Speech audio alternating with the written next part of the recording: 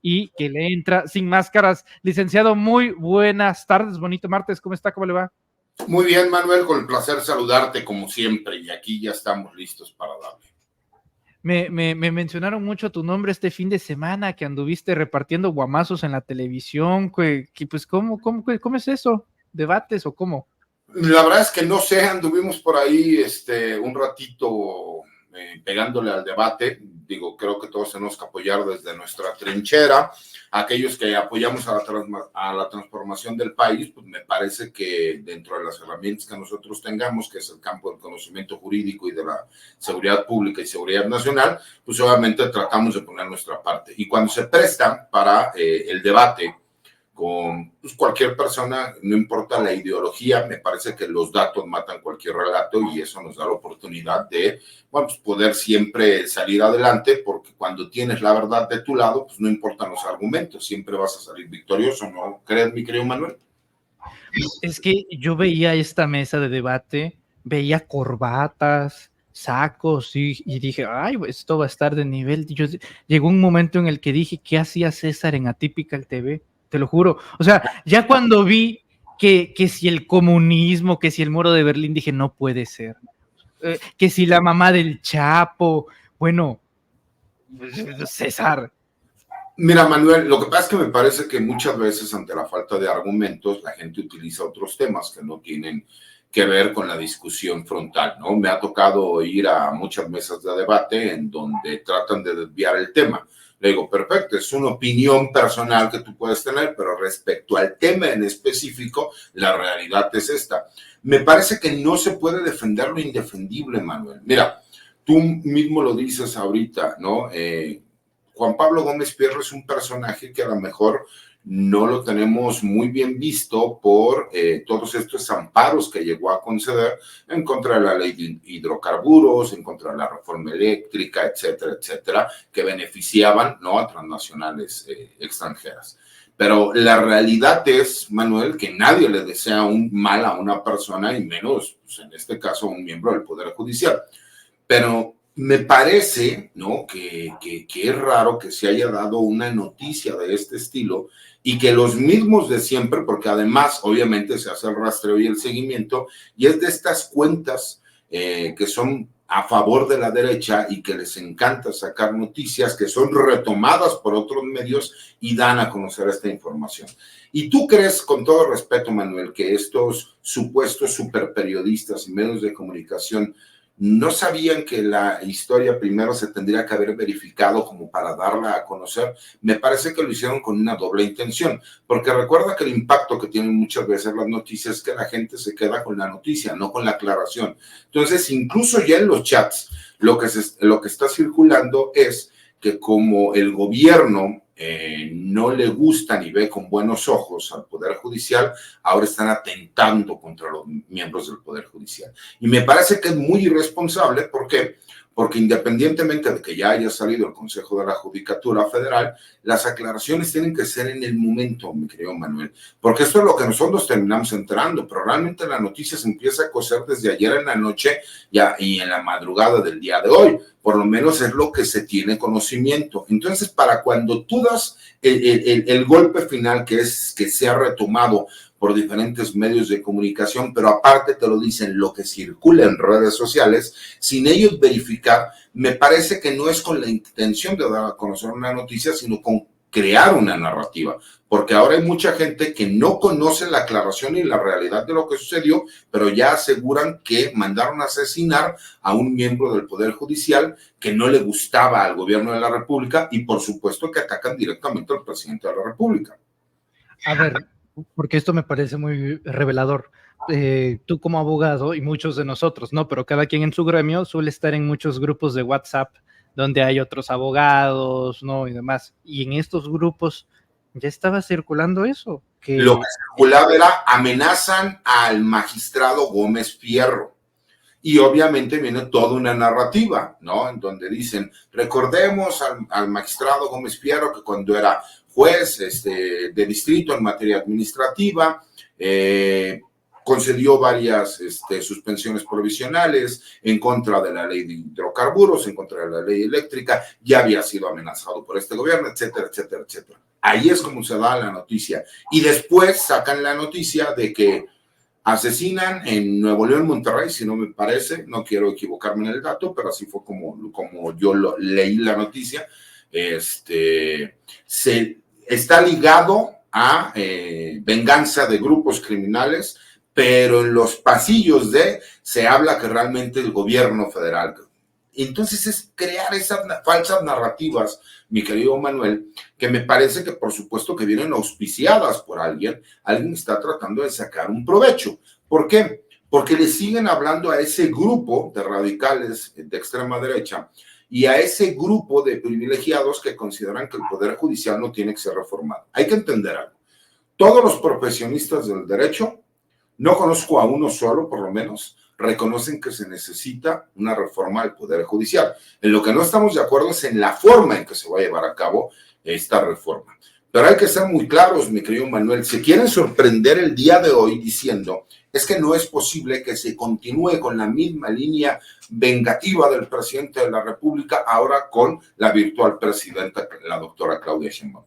Cuando no han entendido que desde el día 1 se les explicó que el plan C venía como consecuencia de que habían frenado el plan A y el plan B, y que la continuidad de la Cuarta Transformación y esta avalancha de votos abrumadora era porque precisamente esto es lo que se va a hacer.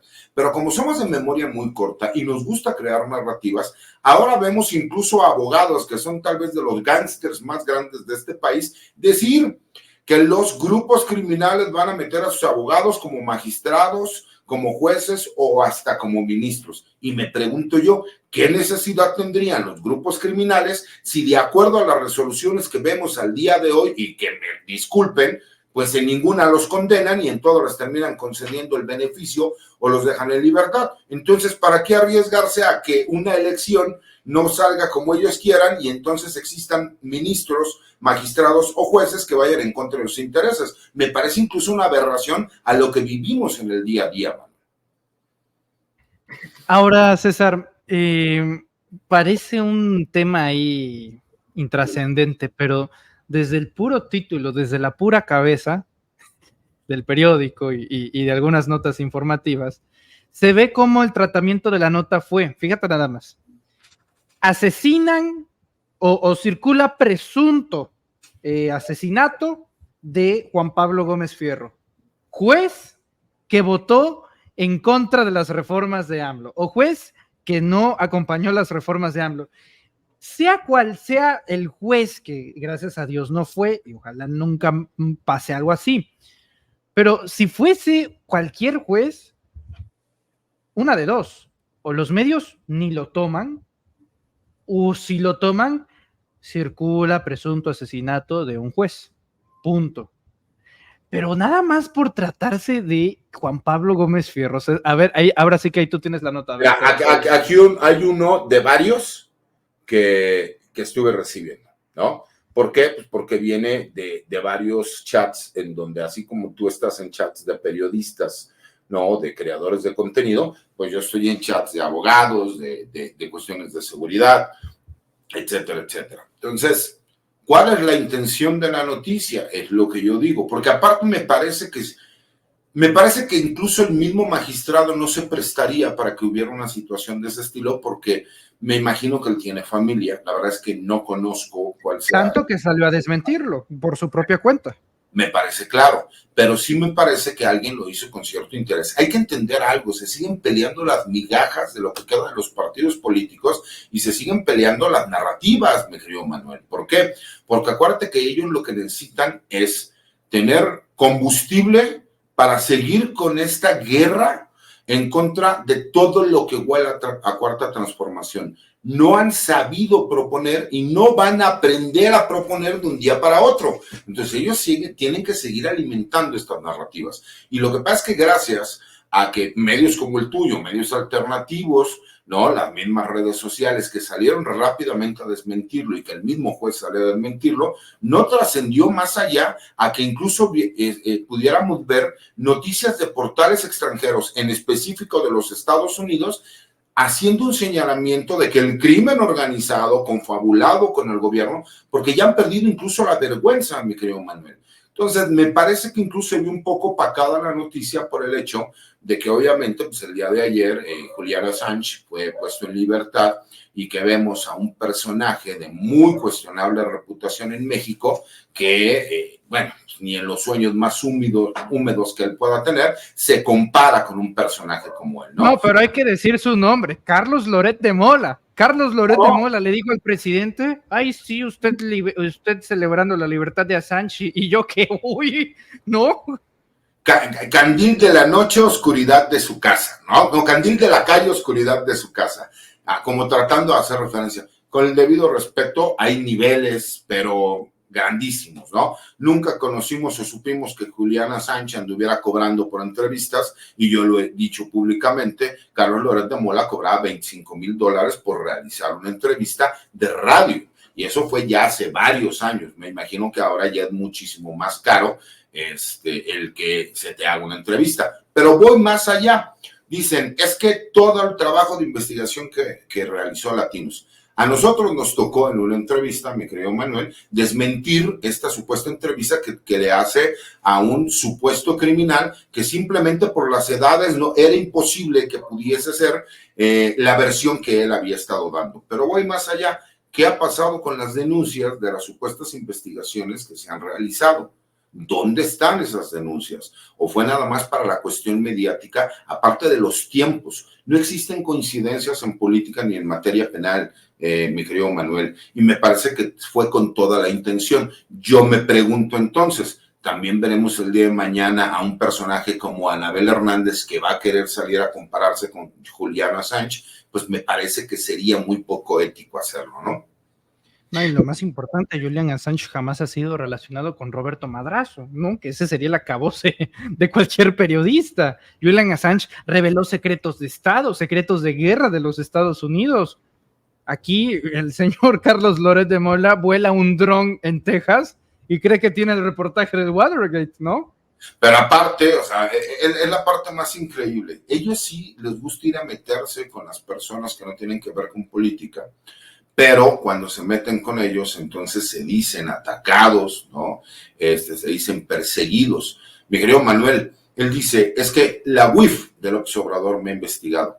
Yo lo he dicho públicamente, a mí me investigó la PGR, la FGR, la UIF, la sección segunda, el CISEN, el CNI, y de lo único que me podrían acusar sería de empobrecimiento inexplicable, porque dicen, bueno, pues es que se terminó, o simple y sencillamente no hay forma. Y de buen golfista. Sí, pero a ver, yo trabajo para vivir o tratar de vivir lo mejor posible dentro de mis posibilidades, pero tampoco soy una persona que tenga muchos recursos, ¿no? Porque entre las pensiones, el pago de la hipoteca, el despacho, el carro, pues obviamente tenemos que seguir trabajando y tenemos que seguir haciendo lo necesario.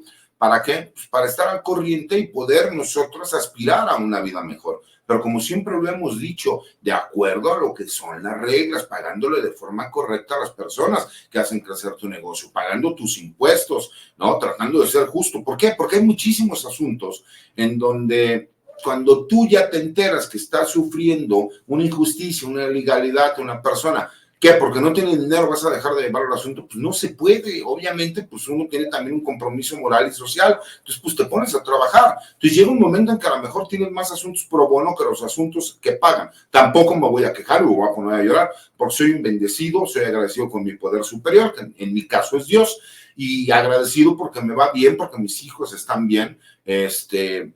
Mi hijo, el pequeño, le acaban de dar una beca por jugar fútbol americano. Me siento muy agradecido, pero es algo que se ganó él. Yo tengo que seguir pagando la pensión y obviamente pues, su mamá crea un fondo de ahorro o lo que ella quiera, pero es algo que él hizo. Y eso es lo que tratamos de hacer todos los días con la mayoría de las personas. ¿Cómo es posible que alguien se pueda quejar porque lo están investigando? Con el debido respeto, el que nada debe, nada teme, mi querido Manuel. A mí me han investigado desde hace décadas. Y te digo, lo único que me podrían acusar es de empobrecimiento inexplicable. De ahí en fuera no tengo ningún problema porque yo no recibí herencia, no recibí absolutamente nada. Lo único que heredé de mi señor padre fue el apellido, ¿sí me explico? Y un par de ganas para seguir adelante todos los días sin tenerle miedo a nada ni a nadie, que pues eso es lo que yo agradezco, ¿no? Pero de ahí en fuera no heredé nada. Regresando un poquito al tema de esta noticia falsa, César, me parece que hay una estrategia de terrorismo mediático, de meterle miedo a los abogados. Es decir, el poder judicial funciona tal cual como un poder, pero sin los abogados, pues tampoco es como que tendría mucho sentido que existiera un poder judicial. Entonces, si este tipo de noticias falsas se siguen circulando y tener a los abogados del lado del poder judicial y no de la 4T, que los abogados pues también son el motor y el corazón del poder judicial, que también deberían de tener voz en este asunto de la reforma. Si los cooptan desde una primera instancia con este tipo de cosas, es más fácil tener a las dos partes en contra, César. Entonces, seguramente tú me lo dirás, ¿cuántos abogados de izquierda o cuántos abogados pro 4T o pro AMLO, o deja tú que sean pro 4T, que no están politizados y que verdaderamente se dedican a eso, a la abogacía, conoces? Porque me parece también que se ha radicalizado el gremio de los abogados y que cuando ven este tipo de cosas, fácilmente podría pensar uno, ¿vienen por mí? Como, o lo que te dijeron incluso en el programa, fíjate nada más, que López Obrador te odia por ser abogado, ¿no? Que fue algo así como lo dijeron, y yo dije, caray, ¿cuándo dijo eso Andrés Manuel? En el momento que dice, es que el abogado dijo que eras un corrupto. Le dije, no, a mí jamás me dijo que yo era un corrupto. Aquellos abogados faltos de ética y de profesionalismo. No, es que dijo que todos los abogados. Le digo, no, no dijo que todos los abogados. Dijo, aquellos abogados y grandes despachos faltos de ética y de honradez. Le digo, yo sí me informo. Y antes de venir a un programa, pues por supuesto, tengo medianamente idea hacia dónde voy, ¿no? Y mira, yo agradezco el haber compartido con los compañeros de mesa, pero como se los dije, son 3 contra 1. Y uno de ellos me dijo, al terminar el programa, nos daremos cuenta si éramos 3 contra 1. Efectivamente, eran 3 contra 1, pero terminaban aceptando lo que yo decía. Es necesaria una reforma al Poder Judicial. Pero fíjate, mi querido Manuel, ¿cómo no va a haber? El gremio de los abogados no es tan unido como otros gremios, salvo que existe una pérdida de privilegios. Cuando tú le dices al abogado que tiene que colegializarse de forma obligatoria, al abogado no le gusta, porque hay mucho abogado que a lo mejor le gusta ser lobo solitario. Hay muchos abogados que a lo mejor no les gusta respetar la ética ni los valores que debe de tener una barra o colegio de abogados. Yo en mi caso personal pertenezco al Ilustre Nacional Colegio de Abogados, ¿no? Que es una de las instituciones más importantes que hay en el país junto con la Barra Mexicana de Abogados. Y la realidad es que cuando tú convives con varios de los compañeros, hay muchísimos abogados de izquierda y hay muchísimos abogados con conciencia y compromiso social. El problema es que tienen miedo de salir abiertamente a dar su punto de vista. Y yo te lo dije a ti en lo personal, yo soy apoderado legal de varias empresas, independientemente del trabajo de litigio que llevo con el día a día, porque mi despacho ofrece una cuestión de servicios integrales que puede servir para diferentes empresas. Y me tocó hace unos meses que en un juzgado federal en materia administrativa, yo firmé un documento donde hago una solicitud y me solicitaron que fuera a ratificar mi firma. Y yo personalmente fui y ratifiqué mi firma y le dieron vista al Ministerio Público y me iniciaron una carpeta de investigación porque decían que mi firma no era mi firma.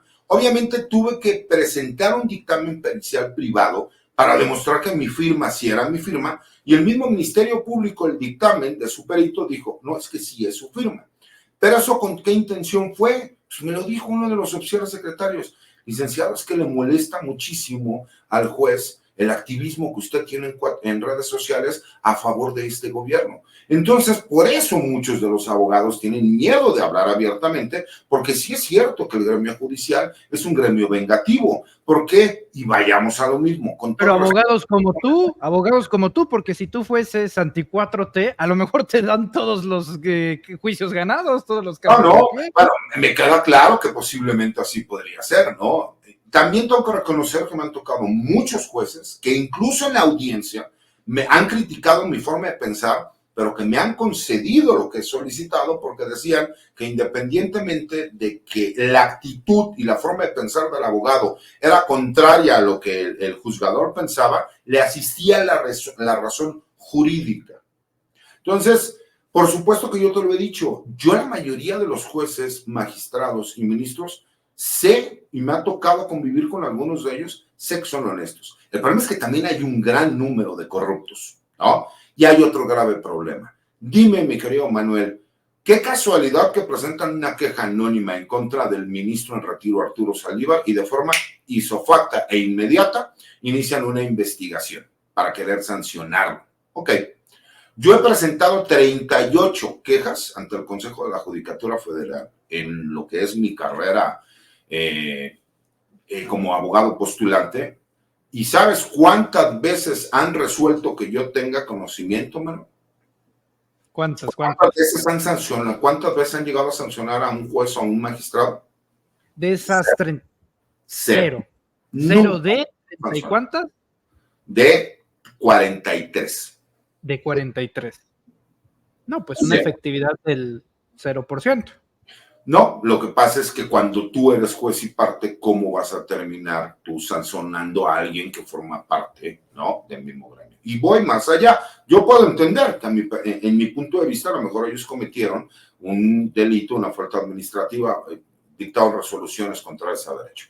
Bueno, ¿cómo puede ser posible que presento quejas y me dicen que no procedió, pero me voy a instancias internacionales y sí me conceden las resoluciones? Entonces, pues esas quejas deberían de ser reaperturadas y darse cuenta que, de acuerdo a la resolución que me están dando, pues sí hubo una responsabilidad. Ah, pues no, eso ya se quedó cerrado. Entonces, creo que ese es uno de los puntos importantes. Y tú lo acabas de decir claramente, Manuel.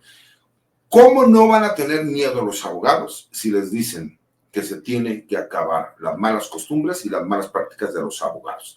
Llámese chicanas, ¿no? Llámese violaciones al proceso, ¿no? Llámese fraudes procesales, y que ahora tendrán responsabilidad en cuanto a ese tipo de cuestiones de carácter jurídico y legal. Pues obviamente no les va a gustar, y como gremio no tenemos que ser muy unidos. Simple y sencillamente no queremos que una persona ajena venga a decirnos qué podemos o qué no podemos hacer. Y es el grave problema, mi querido Manuel. Ahora imagínate un poder como el Poder Judicial, que toda la vida se ha sabido intocable.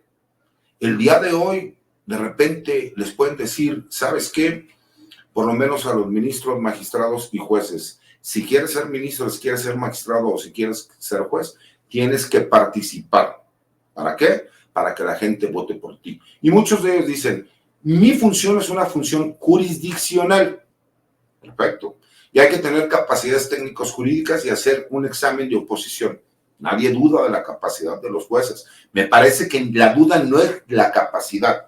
El problema es en cuanto a su criterio. Y como te lo digo y lo vuelvo a decir para que no se malentienda, la gran mayoría de ministros, magistrados y jueces son gente honesta y preparada. Pero también hay un gran número de corruptos que sí se prestan, ¿no?, a la corrupción, porque la corrupción no es nada más el recibir dinero para una resolución, mi querido Manuel, es también, por cuestiones de carácter político, llevar a cabo cierto tipo de resoluciones. ¿Y qué ha pasado con varios que sí los han investigado? O ya se nos olvida que había un juez en donde se graba a un abogado hablando con el secretario de acuerdos del juzgado diciéndole que le pide $2 millones para que lo dejen en libertad, y le dicen sí, en cuanto me lo entregue se los damos, y que ya lo iban a soltar ese día en la madrugada, pero porque interceptaron la llamada y le hicieron pública fue que la resolución se vino para atrás, y era una de las personas que de forma directa está acusado de la desaparición de los 43 normalistas de Ayotzinapa. Entonces hay cosas que no se pueden borrar, mi querido Manuel. Correcto. Pues yo te agradezco mucho, querido César. Una pregunta final de esas mala leche, de esas preguntas tramposas. ¿Qué sabes de la Secretaría de Gobernación? Ya vemos humo blanco, humo negro, humo naranja. Dicen por ahí que las tortillas son Rosy, ¿no? Bueno, en lo personal y sin que exista una confirmación, a mí me dicen que llega una mujer que obviamente es muy querida y podríamos decir que sabe de seguridad, ¿no? pero pues tampoco me lo han confirmado. Entonces, ya sabes que todo sigue siendo como que información a radio pasillo, y hasta que no tengamos las evidencias claras, pues no puedo decir, pero lo que yo tengo entendido es que será una mujer. Excelente. Estimado César Gutiérrez Priego, te agradezco mucho el tiempo, presencia y análisis, como siempre, por estar aquí en esta tu casa informativa. ¿En dónde te podemos encontrar en redes sociales? Mira, mi querido Manuel, lo que yo utilizo personalmente es mi cuenta de X, anteriormente Twitter, que es @CésarGutiPri.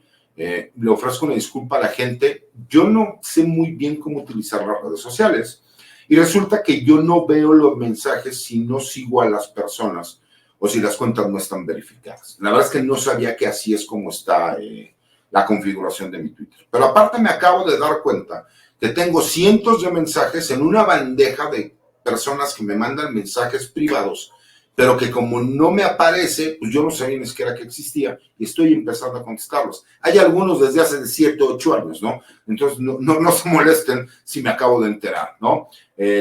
Obviamente todos los martes escribo una columna de opinión en La Silla Rota. Si tienen oportunidad, véanla, les va a gustar. Hablo de las generales que hay en el ejército, cuáles son los grados que ostentan, en dónde están, y de la incorporación de la Guardia Nacional a la nueva estructura de la Secretaría de la Defensa Nacional como una comandancia general, con palabras muy sencillas como para que la gente lo pueda explicar. Y al contrario, agradecerte a ti, Manuel, por, como te lo dije en este mensaje del aniversario, que no tuve la oportunidad el viernes, que nada más me conecté porque estaba trabajando, me salió trabajo de repente, ya saben que así es esto, para felicitarte, y no tuve la oportunidad de felicitarte. La verdad me siento muy orgulloso de llamarte a mí. Ahora sí que aplicaba la de ¿a qué venía? No, es que así fue, o sea, me parece que desde que cumplí 40 años, ya llego y digo, ¿y aquí venía yo? O sea, ya seguido me pasa, pero bueno, ya es un poco el alemán, que pues a todos nos llega a pasar. Y fíjate que me pasó mucho después del COVID. Después del COVID me empezó a costar mucho trabajo concentrarme en muchas cosas, entonces tengo que estar haciendo ciertos ejercicios. Pero sí quería felicitarte, mi querido Manuel.